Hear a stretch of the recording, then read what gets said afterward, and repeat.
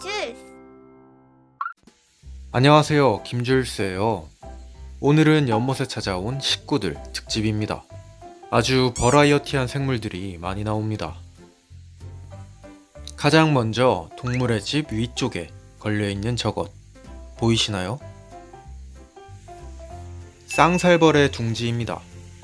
저 녀석들은 외모는 아주 끔찍하게 생겼지만 실제로는 송충이를 잡아먹는 익충입니다. 관련한 건 작년에도 영상을 만들었으니까 한 번씩 찾아보세요.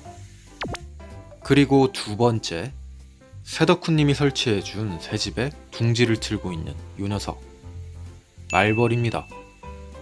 내부가 꽤 더운지 날개짓을 계속하고 있네요. 바닥에도 말벌집이 꽤나 차고 있고 요 녀석들은 가을에 얼굴을 다시 한번 볼 겁니다. 말벌도 작년에 한번 다뤘죠?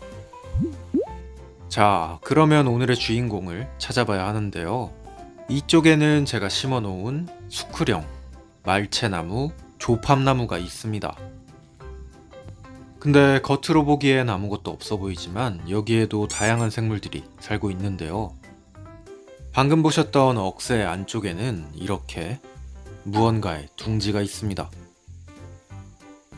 새집인 줄 알고 있었는데 맷밭쥐의 둥지일 가능성이 높다고 합니다. 한번 살펴봤는데 쥐는 없었어요. 이건 며칠을 두고 계속 살펴볼 겁니다. 자, 그리고 조금 더 올라가면 둥지가 하나 더 있는데요. 찾으셨나요? 둥지.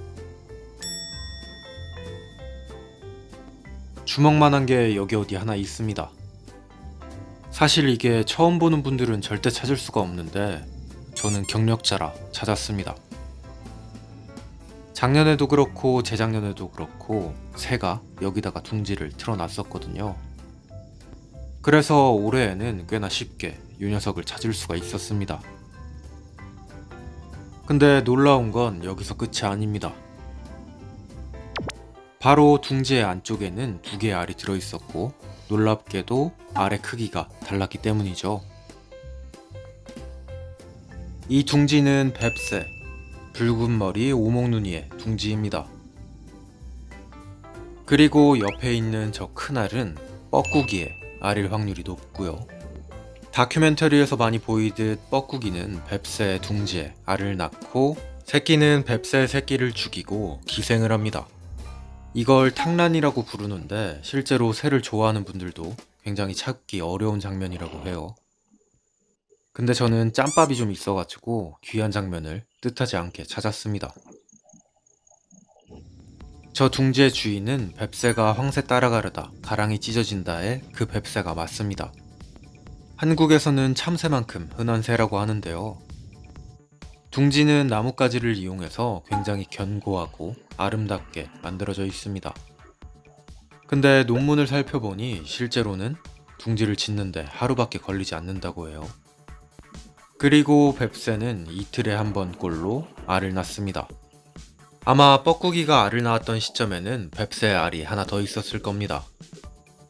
또 특이한 건 뱁새의 알 색깔과 뻐꾸기의 알 색깔이 비슷하죠? 이건 뻐꾸기가 뱁새에게 탕란을 들키지 않으려고 뻐꾸기의 몸 크기보다 훨씬 작은 알을 낳고 뱁새 알의 생김새를 모방하면서 일어난 현상이라고 합니다. 더 재밌는 건 뱁새의 알 또한 크기가 계속 작아지고 있고 색깔까지 흰색으로 바뀌고 있다고 해요. 뻐꾸기의 알인지 자기의 알이 맞는지 구분하기 위해서요.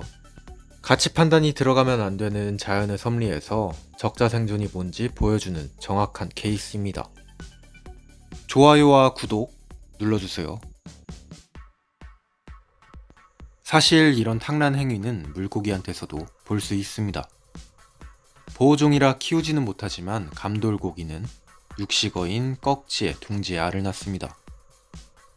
꺽지는 특이하게 수컷이 알을 지키고 관리를 하거든요. 감돌고기는 자신의 위험을 무릅쓰고 힘세고 튼튼한 꺽지의 둥지에 알을 낳으면서 약한 자신의 새끼들의 생존을 지키는 겁니다. 또한 조개의 알을 낳는 납자루들도 마찬가지고요. 이 녀석들은 다른 물고기와는 다르게 애초에 알을 낳는 숫자가 아주 적고, 그렇지만 생존율은 높다고 알려져 있습니다. 움직일 수도 없어서 가장 연약한 알의 상태일 때 조개에 들어가 있으면 맑은 물과 신선한 산소를 계속해서 공급을 받을 수 있는 거죠. 그 덕분인지 가물치 연못에도 요즘 납자루가 바글바글합니다. 성어의 숫자를 따지자면 돌고기나 참갈견이가 훨씬 많은데 치어들은 납자루가 압도적입니다. 영리하죠.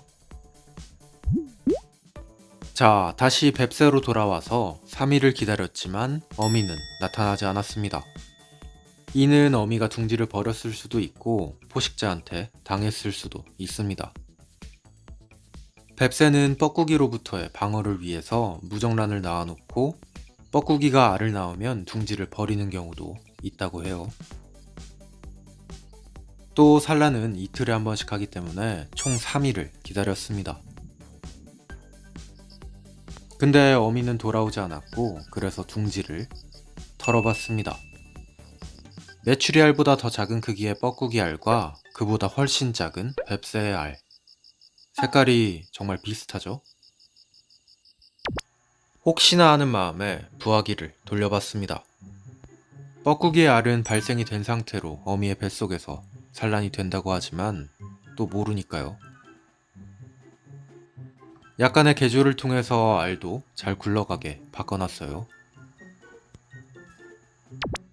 그리고 이틀 뒤 뱁새의 알은 깨졌습니다. 안쪽에 있던 노른자가 완전히 검해진 걸 봐서는 무정란인 듯 일부러 무정란을 낳아놨던 게 아닌가 생각만 하고 있습니다. 오래간만에 작은 알을 보니까 십자매 키우던 생각이 나더라고요. 뻐꾸기의 알도 발생할 확률이 거의 없긴 합니다.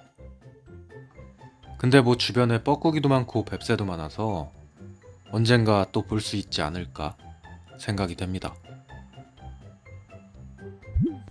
자연과 흡사한 형태의 연못을 만들고 최대한 다양한 식물을 심어놓고 그냥 흘러가는 대로 관리하다 보니 별의별 생물이 다 찾아옵니다. 잔디밭에 앉아있는데 갑자기 또 다큐멘터리가 펼쳐지고 있었어요. 유혈모기가 참개구리를 잡아먹고 있습니다. 오, 엄청 빨라요. 뱀 색깔이 참 예쁘죠? 개구리를 쫓아 잔디밭까지 오더니 수국밭으로 또 쏜살같이 달려갑니다.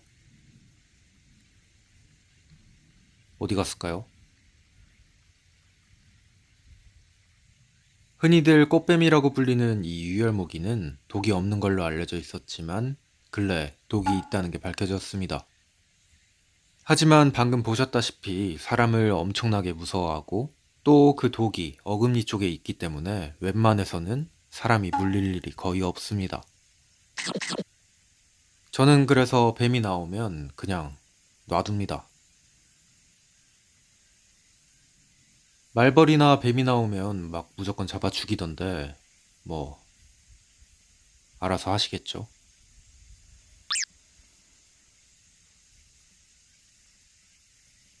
오늘의 영상은 여기까지 보여드릴게요. 감사합니다. 김주일스였어요. 뿅.